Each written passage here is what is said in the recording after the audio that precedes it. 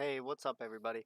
I've been asked to share my previous experience with the Halo franchise, so this is my story and why I quit.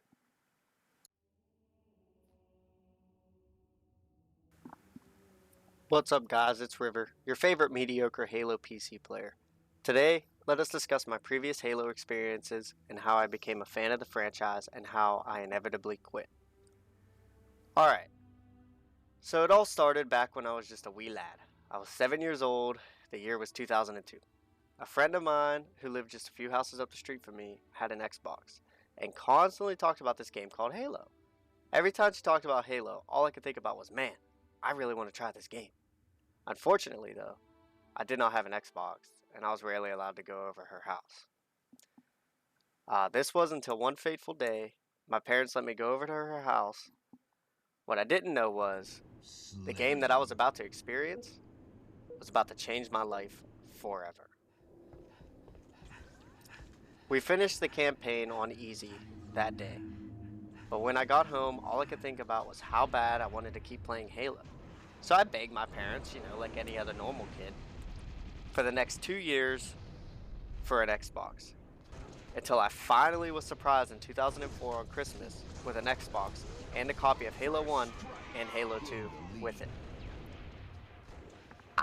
I can't begin to describe the level of excitement that I felt back in 2004 on Christmas morning. I remember not caring about any other gift that I got. The only thing I cared about was wanting to hook up my Xbox and play Halo. So a couple months go by, and all I was doing was playing Halo and enjoying every second of it, of course. Then I received another surprise from my dad. It was a 12-month Xbox Live subscription card, which the day he got me that, he helped me hook my Xbox up to the internet with an Ethernet cable. We had to run the cable through, my room was in the basement, so we had to run through the ceiling, and then down through the wall and into my room. And it was a lot of work, but it paid off. So it became official. I became the most popular kid in town because I could play Halo 2 online on my Xbox. And this is where my competitive attitude towards the Halo games stemmed from. I had memories so good playing Halo 2 that it's hard to describe. I met some lifelong friends that I still talk to this day. And the next 2 years were full of nothing but good times and teabagging. Let's see. Let's fast forward to Christmas in 2007. The day I got an Xbox 360 and a copy of Halo 3.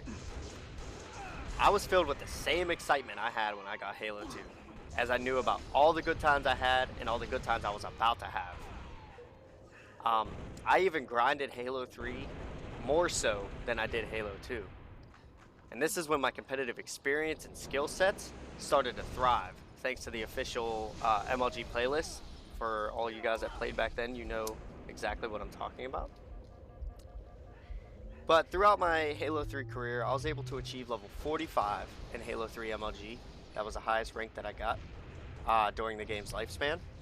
Also, I was able to get rank 50 in two other modes, that being Team Slayer and Team Snipers. You must take into account, though, I was only 13 years old at the time when Halo 3 was in its prime. Besides school and eating, Halo was literally all I did. And on top of that, I was homeschooled at the time because my public school went on strike about 3 times that year. So my parents pulled me out to try homeschooling me through this company called PA Cyber. It's a Pennsylvania cyber charter school.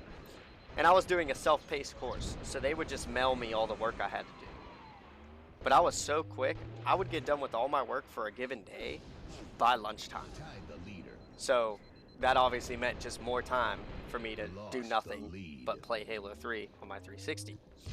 So no wonder I got so good at it. It's literally all I did. But I returned to public school back in 2010 when I started high school because our school finally settled down with, all the strike striking that they were doing, and I didn't want to miss out on a high school experience. Um, but my whole middle school life consisted of nothing but Halo. Now, for Halo Reach, I got my copy of Halo Reach on its release date in September of 2010. Despite though the game felt radically different, I still really enjoyed it, albeit for different reasons than Halo 3. It was good casual fun, but once the No Bloom No Spring competitive playlist came out, I was instantly hooked again, and I enjoyed Halo Reach a lot in those competitive playlists. I played thousands of hours of Reach, but unfortunately, my whole perspective on the Halo franchise would change shortly after playing Halo Reach. I remember back on November 5th of 2012, the day before Halo 4 was set to release. It was a Monday, and I was 17 years old and able to purchase my first Halo game without mommy and daddy. And believe me, I was very prideful in that. But I skipped school that day to be the first in line at my local GameStop to prepare for the midnight release. I got there at 7 a.m. before the store even opened to sit outside all day and wait for the Halo 4 release at midnight. But let me tell you, I live in Pennsylvania, and it can get pretty cold. And it was November, so it was brutally cold outside. Anyways, it didn't matter. I sat through it. I suffered, thinking it would be worth it in the end. But in my subjective opinion, after the game was released, it was definitely not worth the 17 hours that I sat outside in the cold weather, and it had to experience doing that. So it kind of put a bad taste in my mouth. And around a month later, I quit Halo after Halo 4. I did not enjoy the multiplayer at all. The campaign, that could be another topic for another video. I think it's good and bad, but the multiplayer, I hated. It felt like a Call of Duty futuristic ripoff, like with the ordnance drops, the kill cams in Halo. It wasn't for me. I didn't enjoy it whatsoever. And so I quit about a month in to Halo 4's lifespan, never to return again, until finally the Halo Reach PC port came out for MCC. And I've been excited for this since they announced it. I would have given Halo 5 a shot, but by the time I got into building computers and PC gaming, I would have given Halo 5 a shot, but by the time I got into computers and, or by that time I got into computers and PC gaming.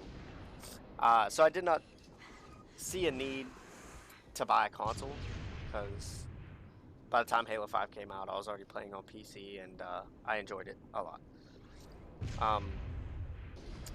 But that's pretty much my experience. Nothing too crazy.